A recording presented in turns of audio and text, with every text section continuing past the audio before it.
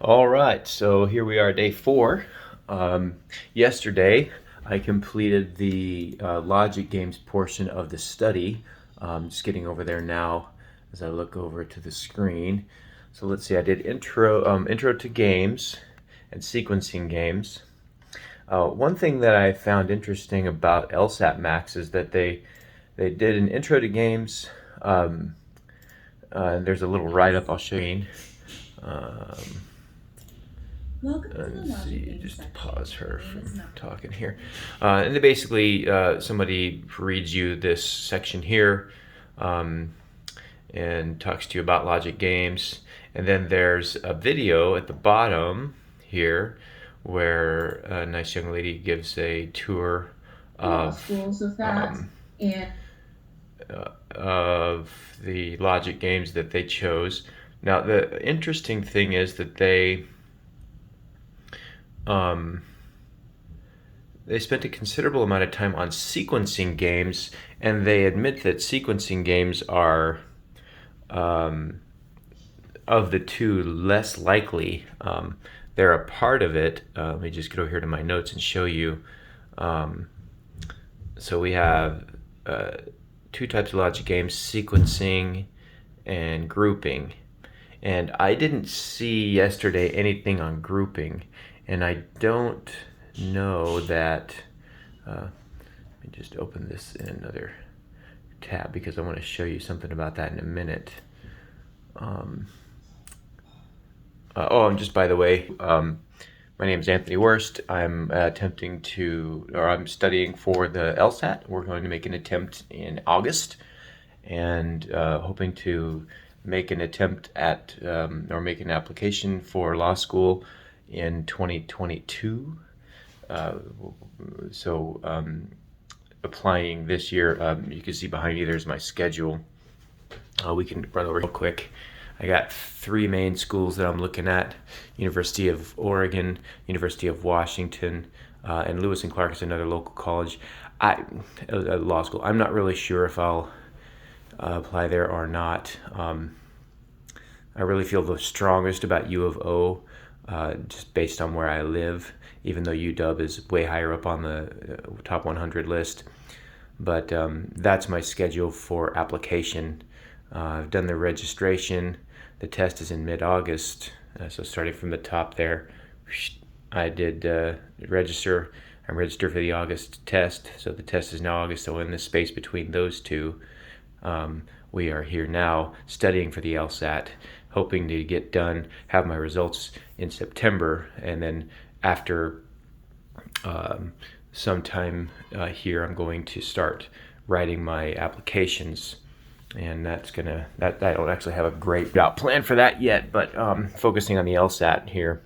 I think as I get more into the practicing, I'll probably peel off some time working on applications, looking at what applications require. I've started an LSAC account, and so I have a couple of letters of recommendation there already. I'm considering others to ask. There's a dean at my school called Bushnell, who's the dean of business, the dean of the business school, and he's a former lawyer, has a JD.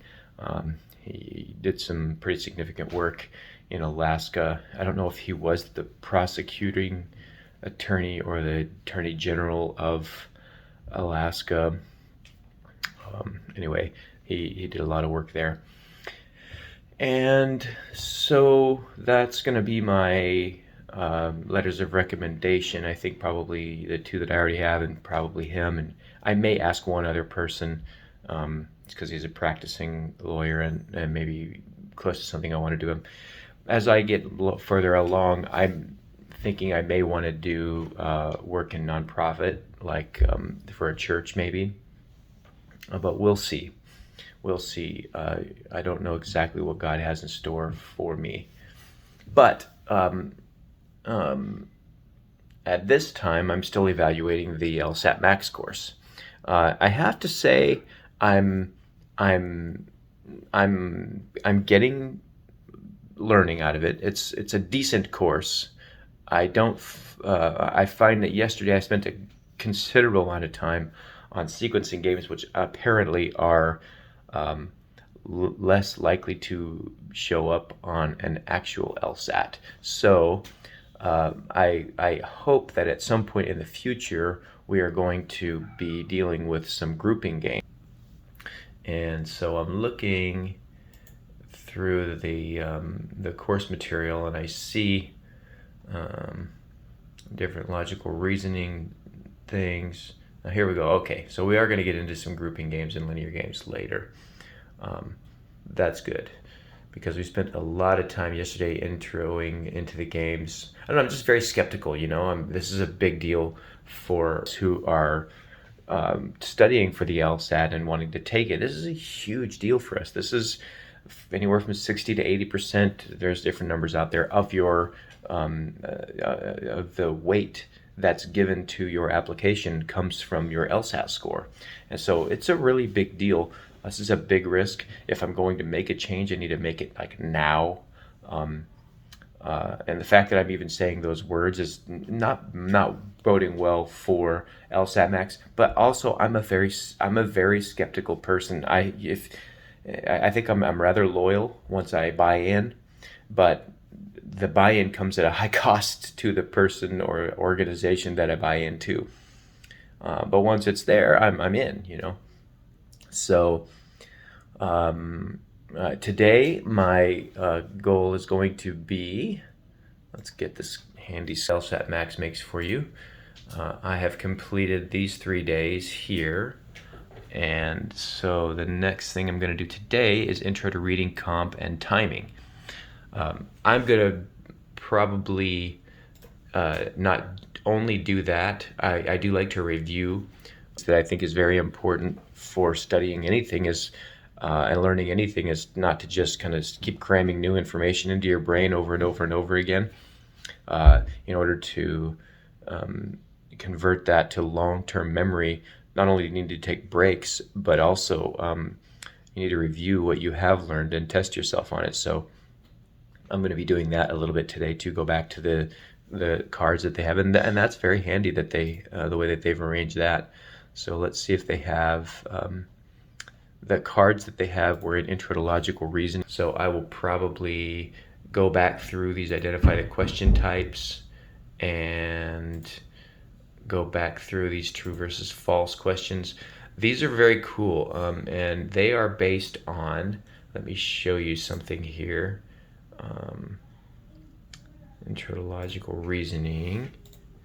Okay, so this here is a screenshot from their course, and their strategy or their recommendation for a strategy to their students is that you convert questions into terms of true.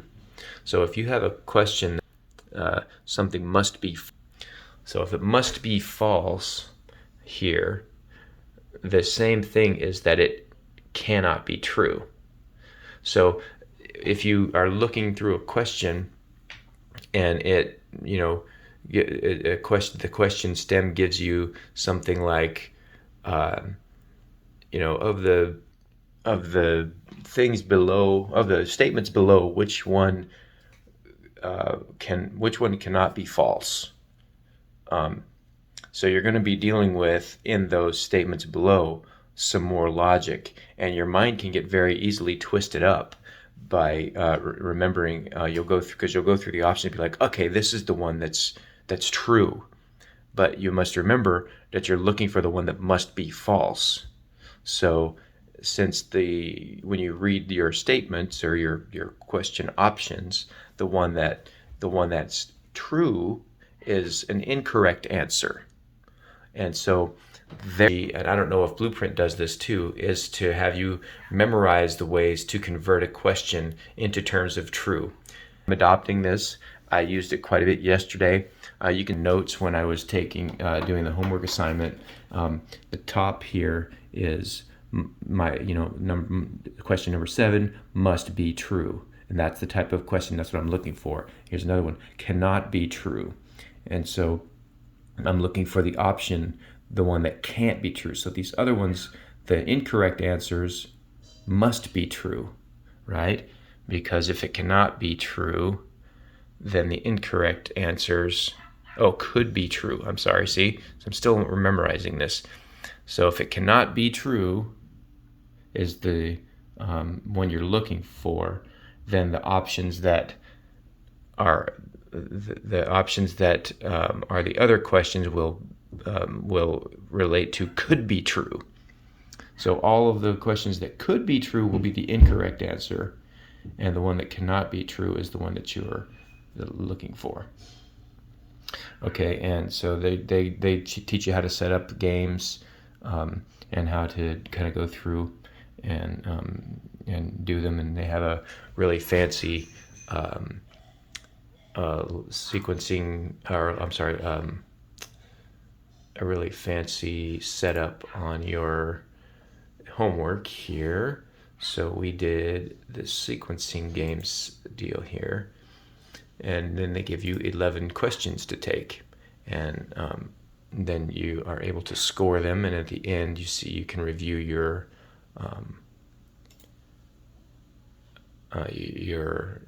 results. And yesterday I did 72%, which is, by the way, 25% better than I did on the actual test. So I'm already seeing results here just from what they're telling me, or learning the things that they have to share. Obviously that wasn't timed, so what impact that would have is probably pretty significant. So maybe I'm more, maybe only half of that is a true gain. But as you'll probably see with many courses, they first ask you to not focus on timing, but focus on learning how to do it, and just totally don't even think about timing right now, which is good. And I believe I'm learning. So anyway, overall, I'm happy with LSAT Max. I did find the incorrect information that I shared in my last video, which is that about valid and invalid reasoning, which I'll ask the tutor about, and I'll check in with them on. I don't know if I've asked them directly about it yet. I should probably email them and see what they say. But that's there we are, and I'll get to work here. And thanks for watching. If you have anything that you want to know about, or anything that I'm missing, please leave a comment so that I can include it in the next video. And have a great day.